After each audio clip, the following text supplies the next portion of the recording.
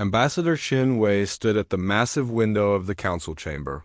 Below him, the gas giant Nexus Prime swirled in colors of blue and gold. The sight should have been beautiful, but today it felt cold. Today would decide if humans could join the galaxy's most powerful group. Qin had been preparing for this moment for 3 years. He carried with him every achievement his species had made. New farming methods that could feed billions. Medical cures that saved entire worlds from plague, star maps of unknown space that opened new trade routes. All of this waited in his briefcase, ready to prove that humans deserved a place among the stars. The council chamber itself was a work of art. Crystal walls rose high above, catching light from Nexus Prime's 3 suns. Representatives from 800 different species sat in curved rows, their forms as varied as the worlds they came from. Some breathed air, others floated in liquid tanks. Some had wings, others had tentacles, and a few existed as pure energy contained in metal shells. At the center sat the 3 most powerful species. The ethereals looked like tall, pale ghosts wrapped in flowing robes. They were the oldest race in the galaxy, and they acted like they owned it. Next to them sat the Valkorians, proud warriors with metal implants covering their blue skin. They controlled the largest military fleet in known space. Finally, the Zephyrite clicked and buzzed as they spoke, their insect-like bodies hidden behind translation devices that made their voices sound smooth and cold. Sheen had met with each group privately over the past months. The ethereals found humans too emotional and unpredictable. The Valkorians thought humans expanded too quickly and fought too much. The Zephyrite believed humans asked too many questions and challenged too many old ways of doing things. But Chun had hope. Humanity had friends here. The Centauri delegation had worked closely with human traders for decades. The plant-like Sylvans had learned new growing techniques from human farmers. Even some younger members of the major species had spoken privately about the benefits of human membership. Speaker Veltar of the Ethereals called the session to order. His voice carried no warmth, only the cold authority of someone who had made these decisions for centuries. We gather today to vote on the application of the species called humans for membership in the Galactic Council, Veltar announced. Ambassador Chun Wei will present their case. Chun walked to the speaking platform. The chamber fell silent except for the soft hum of translation devices. He looked up at hundreds of alien faces, some familiar, others completely unknown. Honored representatives, Chun began, humanity comes before you not as conquerors or traitors, seeking profit, but as partners who wish to build a better galaxy for all. He activated his holographic display. Images of human achievements filled the air above the chamber. Farms on dead worlds now blooming with life. Hospitals where human doctors worked alongside alien healers. Research stations where mixed crews of different species worked together to solve problems that had puzzled civilizations for thousands of years. In the past 50 years, humans have settled on 200 worlds, Chun continued. But we have not come as invaders, we have come as builders.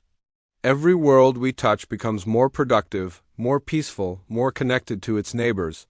A Valkorian representative interrupted. More connected, yes, but also more dependent on your technology. Your farming methods require constant human oversight. Your medical treatments need regular supply shipments from human worlds. You create reliance, not partnership. Chun had expected this argument. Respectfully, Admiral Exmoor, we share our knowledge freely. Any species can learn our methods. We teach them gladly. The Drachnari now grow more food than they can eat using techniques we shared with them 5 years ago.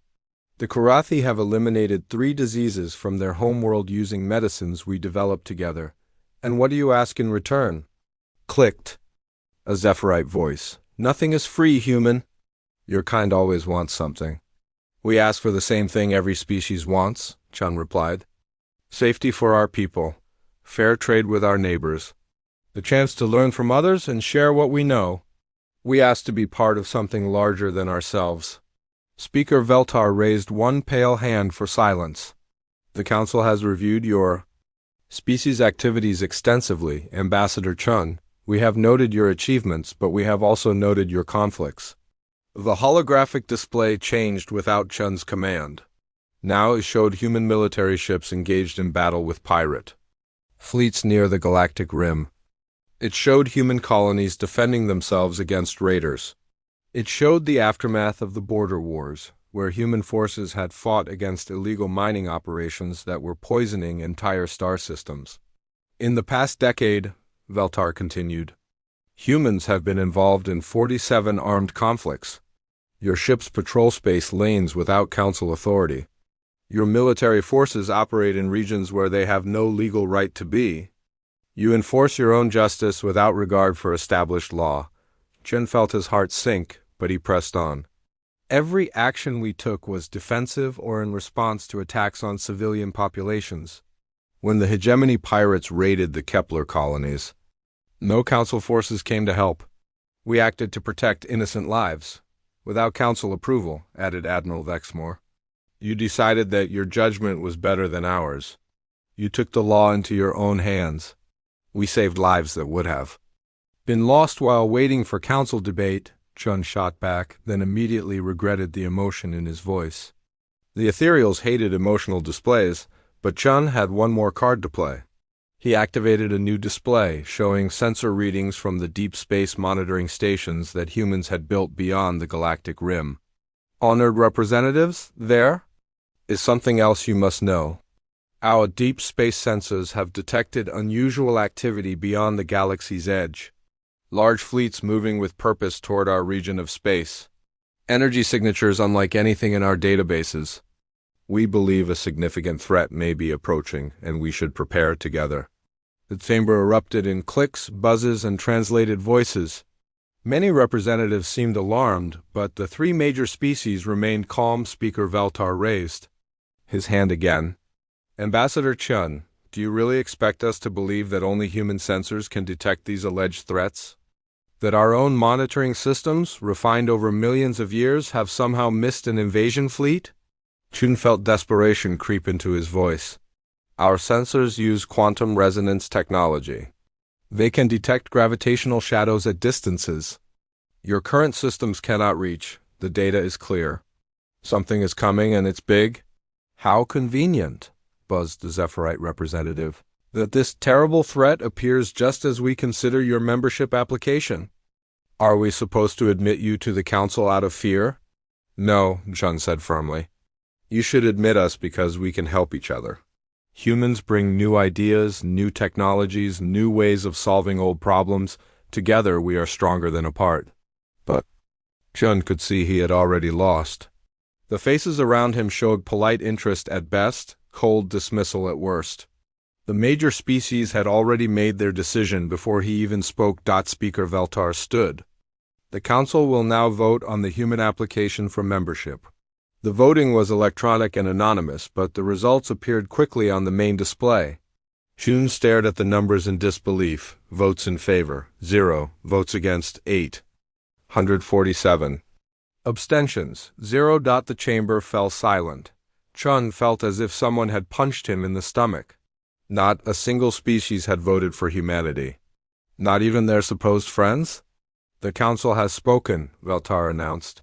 The human application for membership is rejected.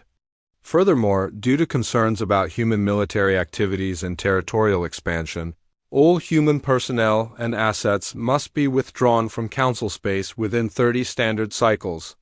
Chun found his voice. 30 cycles? That's barely enough.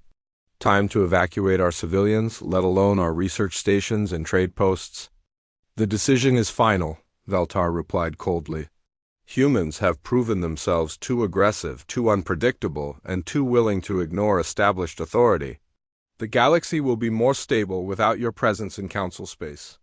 As Chun gathered his materials with shaking hands, he tried one more time. Please, at least consider the sensor data. Something is coming from deep space. You need to prepare. But the representatives were already filing out, their attention turned to other matters. His warnings fell on deaf ears. Ambassador Chun Wei walked slowly toward the exit, carrying the hopes of 40 billion humans in his briefcase. Those hopes now lay in ruins.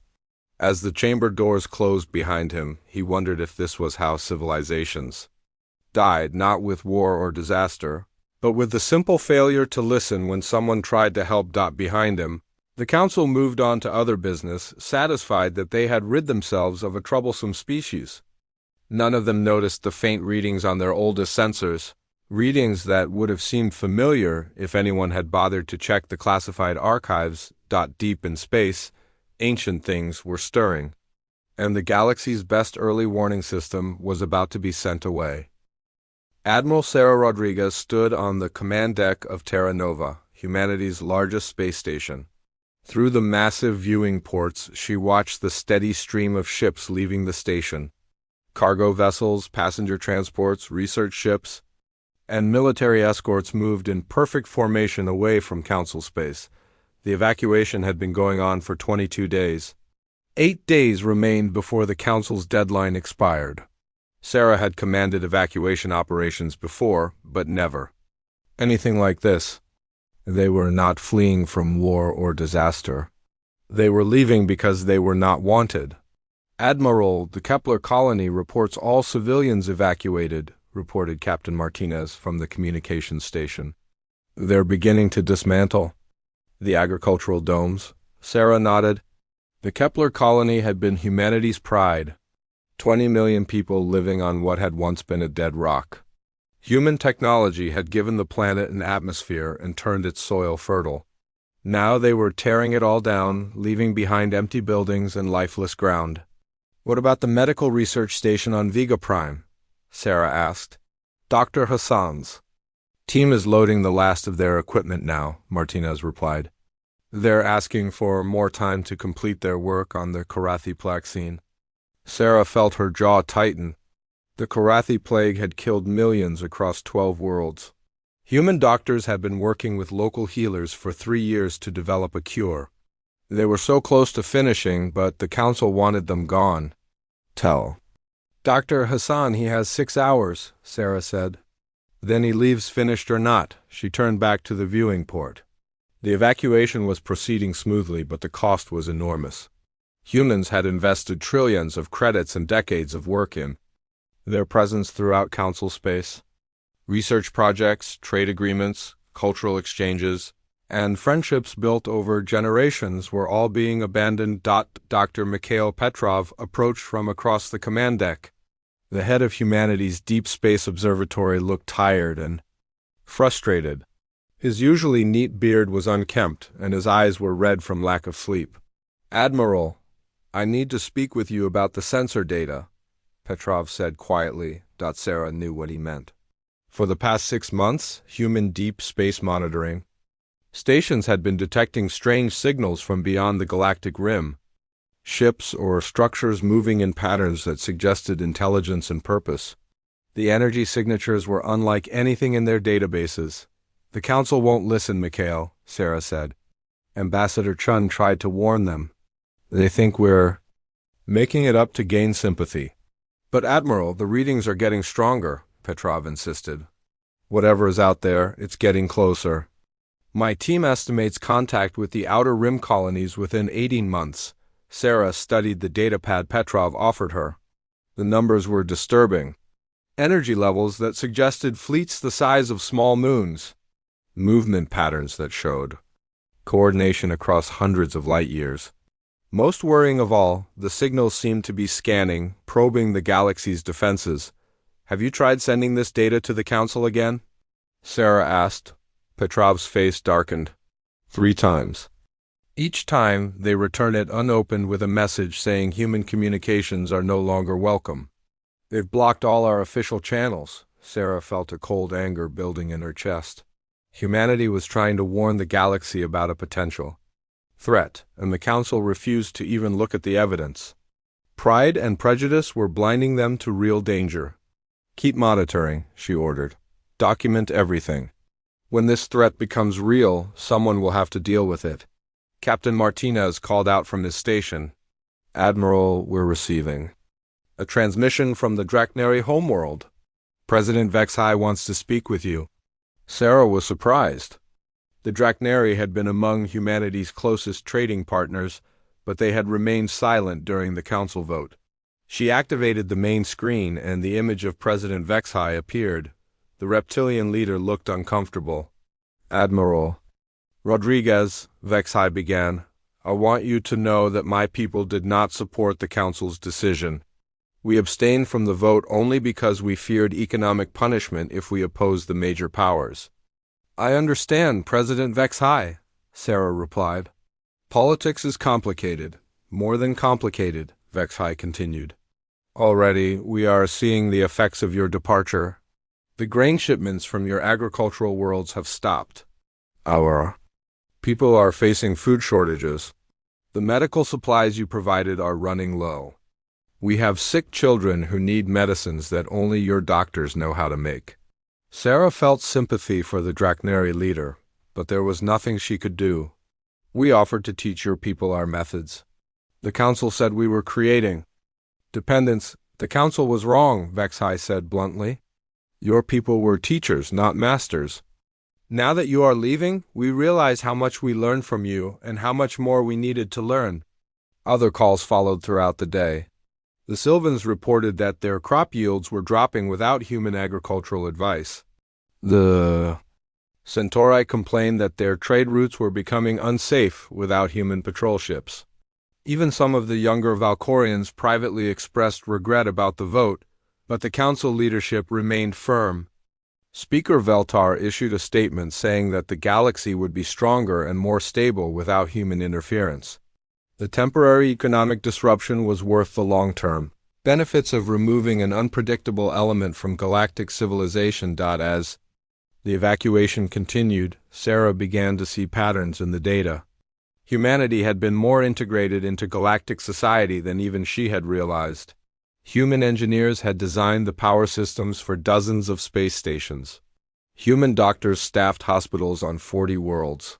Human teachers worked in schools across the galaxy, helping different species understand each other. "Admiral," called Lieutenant Torres from the science station, "we're getting reports from the outer colonies. Strange readings on their sensors, too." Sarah walked over to review. "Good data." The sensor stations on humanity's furthest colonies were detecting the same anomalous signals as Dr. Petrov's deep space monitors. Whatever was coming from beyond the galaxy, it was definitely getting closer. "Has anyone in Council space detected these signals?" Sarah asked. "Not that we know of," Torres replied. "Their sensor networks don't extend as far as ours. They won't see anything until whatever it is reaches the outer rim." Sarah made a decision that would haunt her for years to come. Send one final warning to the Council. Include all our sensor data, our analysis, and our recommendations for defense. Preparations. Send it through every channel we have left. The warning was comprehensive. It included detailed analysis of the approaching energy signatures, projected arrival times, and suggested preparations for a potential first contact scenario. Human scientists had worked around the clock to provide their best assessment of the threat. The response came within hours. Every communication was returned unopened. Worse, the Council issued an official statement accusing humanity of attempting to spread panic and disorder as revenge for their rejection. Any further communications from human sources would be considered acts of aggression. Dr. Petrov was devastated. "They won't listen, Admiral. Something is coming, something big and possibly hostile, and they refuse to prepare because they think we're lying." Sarah stared out at the stars. Somewhere out there, beyond the light of known suns, ancient things were moving toward the galaxy. The Council's best early warning system was being dismantled and sent away, leaving them blind to the approaching danger. "Keep monitoring until the very last moment," she ordered. "Document everything. When this threat arrives, the blood will be on their hands, not ours." The evacuation proceeded with brutal efficiency. Human colonies that had taken decades to build were abandoned in days. Research projects that could have benefited the entire galaxy were packed up and shipped away. Cultural exchange programs that had brought different species together were terminated. On the final day, Sarah stood alone on Terra Nova's command deck. The massive station that had served as humanity's embassy to the galaxy was now empty except for the skeleton crew needed to move it out of council space. The viewing ports that had once shown busy traffic lanes now revealed only empty space. Captain Martinez approached with the final reports. All personnel evacuated, Admiral. All equipment secured. We're ready to depart. Sarah took one last look at the swirling beauty of Nexus Prime. Very well. Take us out of council space.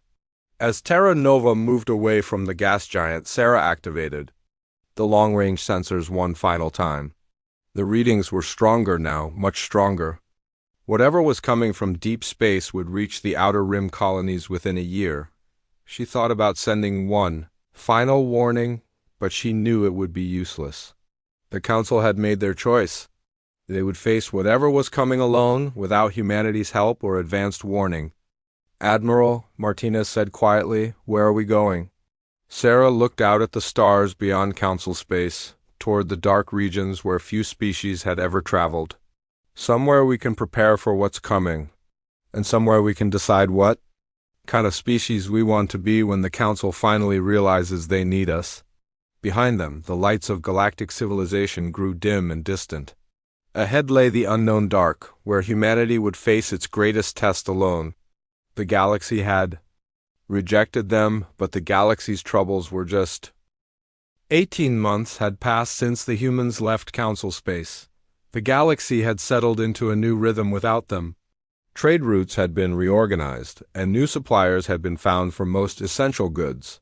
The council's economists had been right about one thing: the initial disruption had been temporary, but something felt different. Innovation had slowed across the galaxy. The constant stream of new ideas and technologies that had marked the past 50 years had reduced to a trickle. Medical advances came more slowly. Agricultural improvements were minor. Even the arts seemed less vibrant without human influence. Most species adapted. The Drachnari found new food sources, though their population growth had slowed. The Sylvans returned to older farming methods that produced less but required no outside help. The constant questions and challenges that humans had brought to every council session were gone, leaving the meetings peaceful and predictable. Speaker Veltar was satisfied. The galaxy was stable, orderly, and under control. The three major species maintained their authority without challenge from upstart newcomers. This was how things should be. Then the outer rim went silent. It started with the mining colony on Kepler's Rest. The world was rich in rare metals needed for starship construction. 15 million beings from 12 different species worked in the vast underground mines. The colony sent regular reports every 6 hours about production levels, worker safety, and/or shipments. On day 547 after the human departure, the transmission came in normally at 0600 Standard Time. Kepler's Rest control to Central Mining Authority, production on schedule. Or shipment Delta 7 departing on time. Weather systems normal. The signal cut to silence. Mining coordinator Thexuna of the Valkorians waited for the transmission to resume. Technical problems were common in deep space. She gave it 30 minutes, then tried to contact the colony directly. No response. She waited another hour. Then sent a message to the ore transport ship that should have been departing Kepler's Rest. The ship's computer responded automatically with its flight plan, but when she asked to speak with the crew, there was only silence. By the time the 1200 transmission failed to arrive, Thexuna knew something was seriously wrong. She contacted Admiral Voxen, the Valkorian military commander responsible for Outer Rim security. "Admiral, we've lost contact with Kepler's Rest," she reported. "No transmissions for 6 hours. The ore transport left on schedule but isn't responding to communications." Admiral Voxen was a veteran of dozens of conflicts. He had dealt with pirate attacks, equipment failures, and natural disasters. But something about this situation felt different. "Send a scout ship to investigate," he ordered. "Full military patrol, not a civilian vessel." The scout ship Blade of Honor departed immediately for the Kepler system. It was a fast ship with advanced sensors and a crew of experienced warriors. The journey would take 4 days at maximum speed. While they waited, more problems appeared.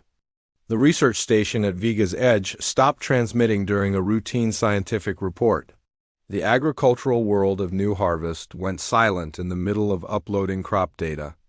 One by one, systems along the galactic rim fell into an unexplained quiet. The pattern was always the same. Normal communications would continue until mid-sentence, then nothing. No distress calls, no explanations, no gradual decline in signal strength. Just sudden, complete silence. When the Blade of Honor reached the Kepler system, what they found defied explanation. The mining world was still there, orbiting its star exactly as before. But the planet's surface had changed completely.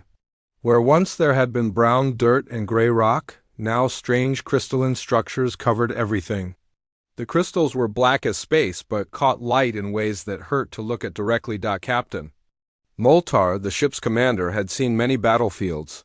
He had witnessed the aftermath of orbital bombardments, nuclear wars, and biological plagues. But he had never seen anything like this. "Run full sensor sweeps," he ordered. "I want to know everything about those crystals." The science officer, a young Zephyrite named Clickster, worked frantically at his instruments. "Captain, the crystals are absorbing our sensor beams. Every time we scan them, they grow slightly larger." "What about life signs?" Moltar asked. "None, sir. No biological activity anywhere on the planet. But the crystals, they're giving off energy. Low-level electromagnetic radiation in patterns that almost look like—" Clickster paused, checking. "His readings again. Like what?" Moltar demanded. "Like data transmission, sir? As if the crystals are communicating with each other." Moltar felt ice forming in his stomach. "Take us to the mining facilities. I want visual confirmation." The Blade of Honor descended through the planet's atmosphere. The mining complex that had housed 15 million beings was gone. In its place stood a forest of black crystals, some as tall as skyscrapers. They pulsed with faint internal light and seemed to grow even as the crew watched. "Captain," called the communications officer, "I'm picking up the ore transport ship. It's in standard orbit, but still not responding." "Take us alongside it," Moltar ordered. The ore transport hung in space like a dead thing. Its lights were on, its systems were running, but it drifted without purpose. When the Blade of Honor matched course alongside it, they could see through the transport's viewing ports. The cargo holds were full of black crystals. "Sir," whispered Clickster, "those crystals weren't there when the ship left port. How did they grow inside a sealed cargo hold?" Before Moltar could answer, alarms began sounding throughout his ship. The crystals on the planet's surface were growing brighter, and similar growths had appeared on the ore transport's hull. "Get us away from here," Moltar shouted. "Maximum speed, now." The Blade of Honor fled the Kepler system, but not before. Its sensors recorded one final, terrifying detail. The black crystals were spreading to the system's other planets. Whatever had consumed Kepler's rest was not satisfied with one world. Admiral Voxen listened to Captain Moltar's report in stunned silence. When the transmission finished, he sat quietly for several minutes, trying to process what he had heard. "Send copies of this report to all fleet commanders," he finally ordered. "And contact the Council. They need to know about this immediately." The Council's emergency session was chaotic. Representatives from 800 species demanded answers that no one could provide. The crystalline growths defied every scientific theory they knew. Nothing in their databases matched the phenomenon. "Could this be some kind of weapon?" asked the Draknari representative. "If so, who is using it?" replied a Sylvan Council member. There were no enemy ships in the system. Speaker Veltar called for order. "We need more information before we draw conclusions. Admiral Voxen, deploy investigation fleets to all affected systems." But even as the fleets prepared to depart, more systems fell silent. The pattern was accelerating. What had started as isolated incidents was becoming a wave of disappearances moving inward from the galactic rim. Dr. Inara Zethmal, the Council's chief xenobiologist, worked desperately to understand the crystal samples that the Blade of Honor had managed to collect. The crystals seemed to be both organic and technological. possessing properties that shouldn't exist in the same material. They're alive, she reported to the emergency council session, but they're also machines. They consume organic matter and convert it into more crystals, but they do so with technological precision. How's that possible? Demanded Speaker Veltar. I don't know, Dr. Inara admitted. This is beyond anything in our experience. The crystals seem to store the energy patterns of everything they consume. It's as if they're harvesting not just biological matter, but life itself. As Dr. Inara spoke, reports arrived of 3 more systems going silent. The Arcturus colony, home to 60 million beings, had stopped transmitting. The strategic fortress at Volf's Gate was no longer responding to military commands. Even the ancient ethereal monitoring station at Galaxy's Edge had fallen quiet. How fast is this spreading? Asked Admiral Vox (Han. Dr. Inara consulted her calculations. At the current rate, it will reach the inner systems within 2 years. But the acceleration pattern suggests it might happen much faster. The council chamber erupted in panic. Representatives shouted questions and demands in dozens of languages. Some called for immediate evacuation of the outer colonies. Others demanded military action against an enemy they couldn't identify or understand. In the chaos, one voice spoke quietly but carried to every corner of the chamber. It was Elder Yithkol of the Zephyrites, one of the oldest beings in council space. I have seen these crystals before, the ancient insect said, not in life but in the oldest archives. In legends so old that most believe them to be myths. The chamber fell silent. Elder Yithkol rarely spoke in council sessions, but when he did, everyone listened. The archives speak of the silent hunger, he continued. Ancient entities that consume entire worlds, leaving only crystal forests behind. The legends say they destroyed the civilization that came before us 12 million years ago. Those are just stories, protested a Valkorian admiral. Ancient myths with no basis in reality. Are they? Elder Yithkol replied. Then explain to me why 17 systems have gone silent in the past month. Explain the crystals that grow by consuming. Life. Explain why our greatest scientists cannot understand. The breakthrough came from an unexpected source. A single escape pod drifting near the ruins of Arcturus colony, its emergency beacon barely functioning. The pod had been in space for 3 weeks, its life support systems failing. Inside was Yithkol, the younger, a Zephyrite engineer who had been working on the colony's communication array when the attack began. He was barely alive when the rescue ship found him, dehydrated and suffering from exposure. But he was conscious, and he could speak. Dr. Inara personally supervised his recovery in the medical bay of the research station Bright Hope. As Yithkol's strength returned, so did his memories of the final hours on Arcturus colony. They came. From below, he whispered, his voice barely audible through the translation device. Not from space, from under the ground. Dr. Inara leaned closer. What came from under the ground? The crystals, Yithkol replied. They started growing in. The deepest mines first.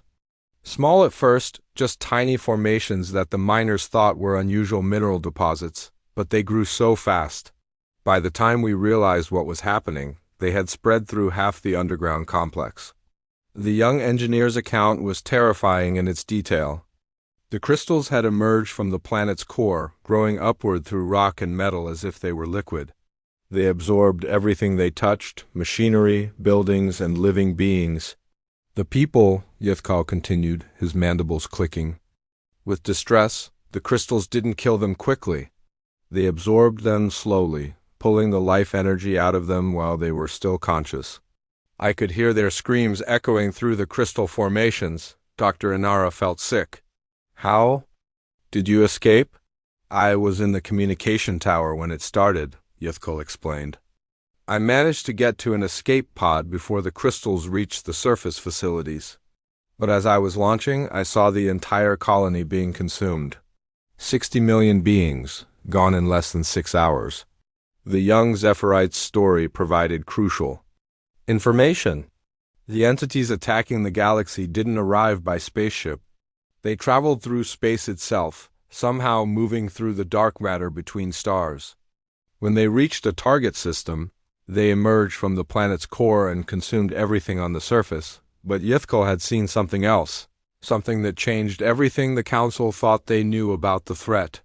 They're not just consuming randomly, he said, his voice growing stronger. The crystals were organizing themselves into patterns, complex geometric shapes that pulsed with energy. And they were building something. Building what? Dr. Inara asked.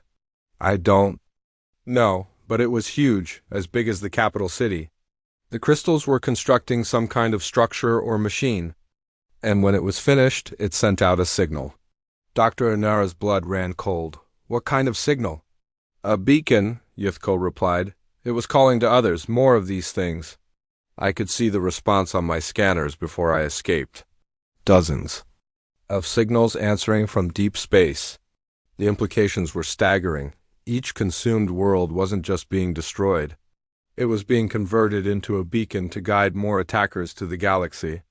The crystalline entities were establishing a network of communication points that would allow them to coordinate their assault on a galactic scale. Dr. Inara immediately contacted the Council with Yithkal's report. The emergency session that followed was the largest in galactic history, with representatives attending virtually from across Council space. These entities are not just predators, Dr. Inara reported. They are intelligent, organized, and following a coordinated strategy.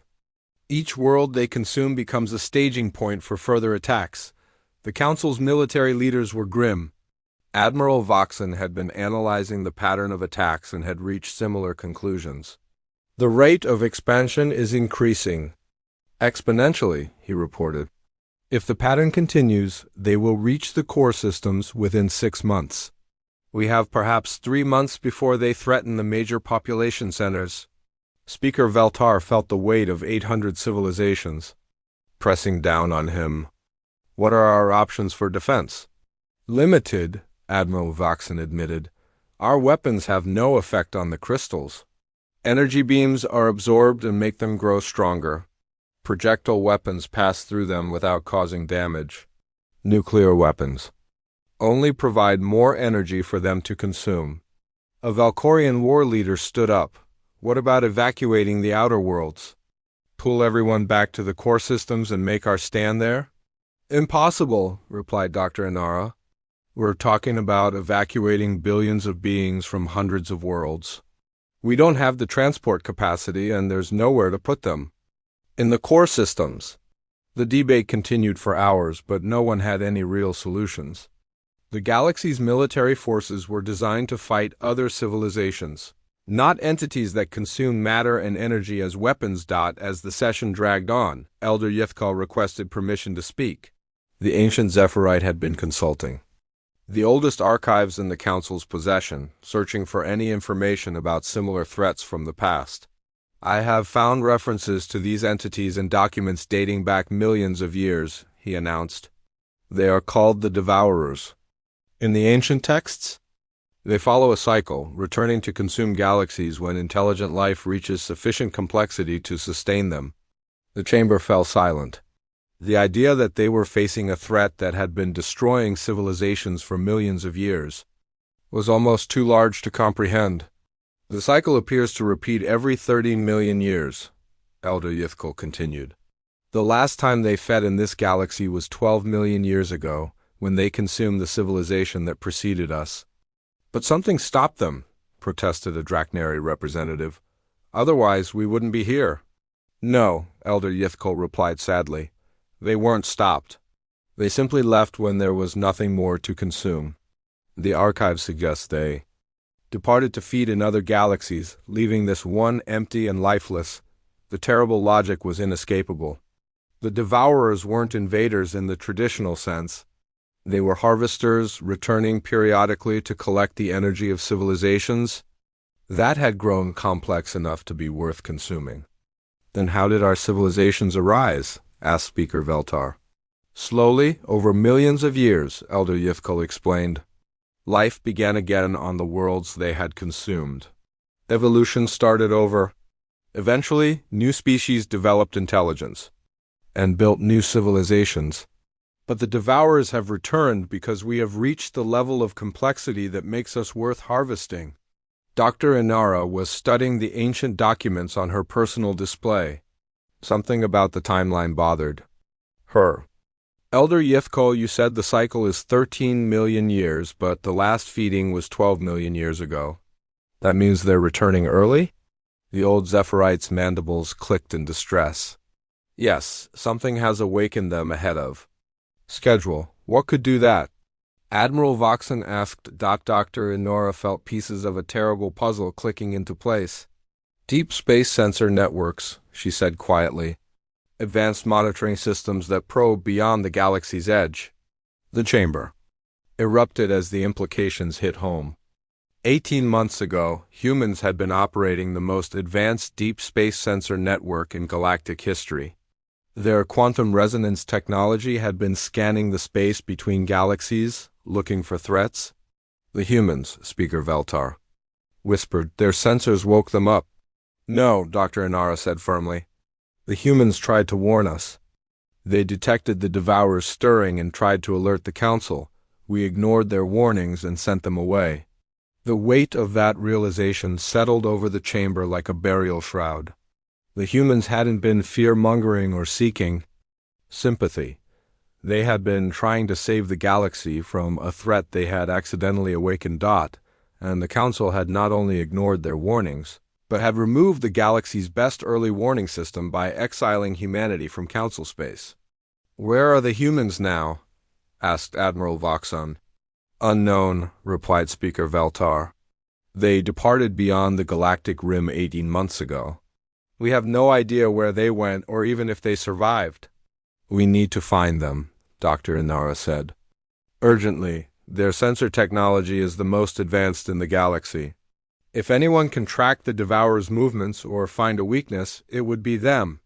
But even as the Council authorized search missions to locate humanity, reports continued to arrive of more worlds falling silent. The wave of destruction was accelerating faster than anyone had predicted. The hegemony trade worlds had gone dark. The Centauri mining colonies were no longer responding.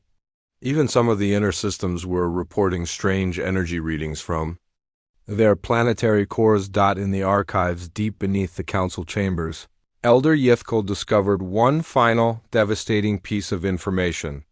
According to the ancient records, the Devourers had never been defeated by any civilization. Every species that had tried to fight them had been consumed, but there was one detail that hadn't appeared in the earlier reports. The ancient texts mentioned that the Devourers weren't the apex predators of the universe. They, too, were part of a larger food chain. Something else existed in the dark between galaxies, something that fed on the Devourers themselves. The last entry in the oldest archive was a single line that chilled Elder Yithkol to his core. The Awakeners stir in the deep. The Devourers flee before their hunger. What feeds on the feeders comes to claim its due. 3 years had passed since humanity's exile from Council space. Half the galaxy now lay under crystalline dominion, its worlds transformed into pulsing networks of alien growth. The Devourers had proven unstoppable despite the combined military might of 800 species. Admiral Voxon stood on the bridge of his flagship, the Eternal Vigilance, watching the evacuation of New Valkyr. His homeworld, the proud center of Valkyrian civilization for 10,000 years, was being abandoned. Below, the last transport ships lifted off from cities that would soon be consumed by crystal forests. The pattern was always the same. The crystals would emerge from a planet's core, grow with impossible speed, and convert everything they touched into more of their kind. Entire populations vanished within hours, their life energy absorbed into the growing network of alien intelligence. Every weapon the Council possessed had failed. Energy weapons fed the crystals and made them stronger. Projectile weapons passed through them harmlessly. Nuclear bombardment only provided more power for their growth. The Devourers seemed designed to counter every form of technology the galaxy's civilizations had developed. Admiral, called Captain Thoxler from the communications station, The search fleets are reporting back from the outer dark. For 2 years, the Council had been sending scout ships beyond the galactic rim, following the faint traces of humanity's exodus. They had found abandoned supply stations, empty fuel depots, and the electromagnetic signatures of massive fleet movements heading into intergalactic space. But no sign of the humans themselves. What have they found? Voxen asked. Nothing, sir. The trail goes cold at the edge of the void. It's as if the entire human species simply vanished into the dark between galaxies. Voxen felt a familiar frustration. The Council had spent billions of credits and lost dozens of ships searching for humanity, but they might as well have been chasing ghosts. The humans had fled so far into the cosmic void that even their most advanced sensors couldn't detect them. Speaker. Veltar's voice echoed through the ship's communication system. All Council vessels, this is an emergency broadcast. The Devourer. Fleets have been detected approaching the core systems. Nexus Prime is evacuating immediately. The news hit Voxen like a physical blow. Nexus Prime, the seat of galactic government for 1,000 years, was being abandoned. The Council's crystal towers, their vast archives, their centers of learning and diplomacy, all would soon be transformed into more feeding ground for the ancient hunger. As the eternal vigilance joined the exodus from Valkorian space, Voxen wondered if this was how civilizations truly died. Not in glorious battle, but in desperate flight from forces beyond their understanding or ability to resist. The answer came 3 days later, in a way that no one expected. Every communication system in the galaxy activated simultaneously. Military channels, civilian networks, emergency broadcasts, even the ancient archives data streams all carried the same signal. The transmission was impossible by any known technology, reaching every corner of Council space at the same moment. Despite the distances involved, on screens across the refugee fleets, a familiar face appeared. Admiral Sarah Rodriguez, commander of the human evacuation 3 years earlier, looked older and changed in ways that were hard to define. Her eyes held depths that seemed to reflect the darkness between stars. "People of the galaxy," she began, her voice carrying clearly across the void. "You wanted us gone. You cast us out when we tried to warn you of the danger approaching your worlds. You called us liars when we offered proof of the ancient hunger stirring in the deep." Behind Rodriguez, glimpses of impossible architecture flickered in and out of focus. Structures that seemed to exist in more dimensions than the human mind could process, built from materials that bent light in ways that hurt to observe directly. "You got your wish," Rodriguez continued. "We left your space and ventured into the dark beyond the galaxy's edge. There, in the void between stars, we found truths that your species have forgotten since the dawn of intelligence." The transmission showed brief flashes of colossal shapes moving through space. Ships or creatures so vast they made entire star systems look like specks of dust. The forms were organic and mechanical simultaneously, as if technology and biology had merged into something beyond either. "The Devourers are not the masters of the universe," Rodriguez explained. "They are merely another link in a food chain that extends across dimensions your science cannot measure. We have made contact with their predators, entities that treat the crystal fleets like cattle to be harvested when the time is right." On the bridge of the eternal vigilance, Admiral Voxen felt his blood turn to ice.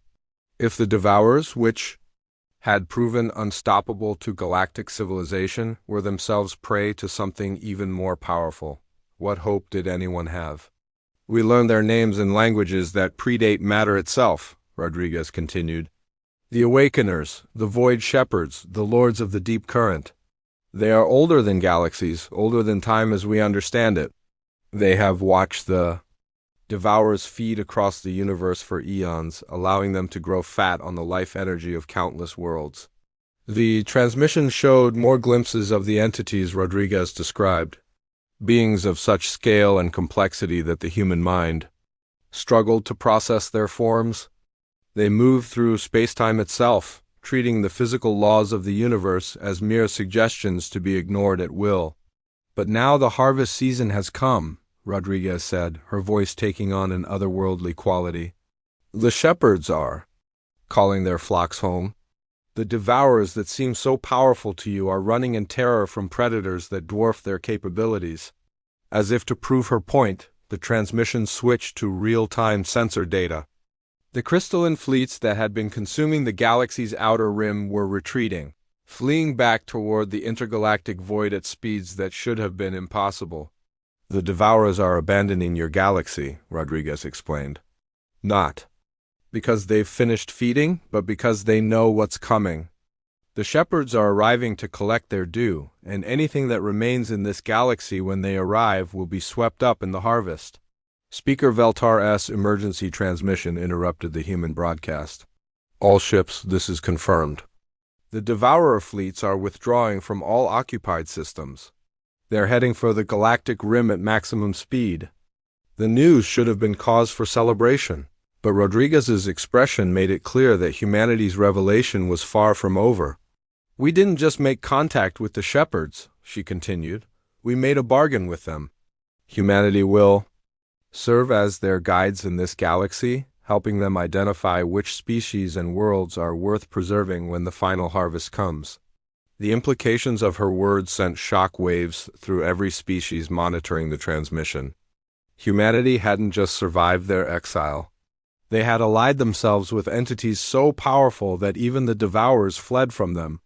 Some of us wanted to let the galaxy burn, Rodriguez admitted. After all, you made it clear that we weren't welcome among you. You ignored our warnings and cast us out when we tried to help. It would have been justice to let you face the consequences of your choices alone. On refugee ships across the galaxy, beings who had voted to exile humanity felt cold fear creeping into their hearts. The species they had rejected as too aggressive and unpredictable had become the arbiters of their survival. But enough of us remembered what we used to believe about civilization, Rodriguez continued. That intelligence, regardless of its form, deserves a chance to grow and learn. That diversity makes the universe stronger, not weaker. That even those who wrong us might someday learn from their mistakes. The transmission showed coordinates to a single star system at the galaxy's edge, far from the established trade routes and population centers. Those species that choose to leave have 72 hours, Rodriguez announced. Bring only what you can carry and abandon your territorial claims. The shepherds care nothing for your politics or your possessions. They measure worth by potential, for growth, not by accumulated wealth or military power. The coordinate system was barely within the galaxy's edge, a collection of barren worlds that had never been considered valuable enough to colonize. But now it represented the only hope for continued existence. This is not rescue, Rodriguez warned. This is not friendship. This is a single opportunity for species that demonstrated wisdom in recognizing their own mistakes. Those who come to the sanctuary worlds will be judged by the shepherds themselves. Some will be found worthy of survival. Others will not. As Rodriguez spoke, the first signs of the shepherds' arrival became visible to long-range sensors. Reality itself seemed to bend and warp at the galaxy's edge as entities of impossible scale entered normal space. Their very presence caused stars to flicker and planets to shift in their orbits. We are no longer the humans you cast out, Rodriguez concluded. Our exile taught us truths about existence that your species may never understand. We have become something new, something adapted to survive in the deep dark between galaxies where your kind would perish in moments. The transmission began to fade, but Rodriguez's final words carried clearly across the void. 72 hours. Choose wisely. What comes after that is beyond our control or yours.